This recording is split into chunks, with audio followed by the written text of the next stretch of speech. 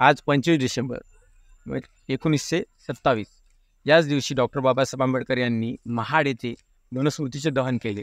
तोच दिवस मनुस्मृती दहन दिवस म्हणून अख्ख्या महाराष्ट्रामध्ये साजरा केला जातो। तसेच या भारत देशामध्ये सुद्धा साजरा केला जातो। मनुस्मृती दहन करून डॉक्टर बाबासाहेब आंबेडकर यांनी स्त्रीना एक मुक्त करण्याचे काम केले। स्त्रियांना त्यांचं जे स्वातंत्र्य आहे ते मिळवून दिले।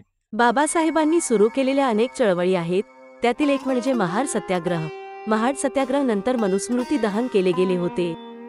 या घटनेच्या स्मृतिप्रित्यर्थ दरवर्षी 25 डिसेंबरला मनुस्मृती दहन दिन म्हणून महाराष्ट्र राज्यात आणि देशात अनेक ठिकाणी मनुस्मृती जाळण्याचे कार्यक्रम आयोजित केले जातात। मनुस्मृती दहन दिन म्हणजे या दिवशी अस्पृश्य व स्त्रियाच्या मुक्ततेसाठी विश्वरत्न डॉक्टर बाबासाहेब आंबेडकर यांनी 25 डिसेंबर 1927 साली महाडमध्ये मनुस्मृती दहन करून समाजातील अनिष्ट परंपराचे जोखड मोडून काढले होते।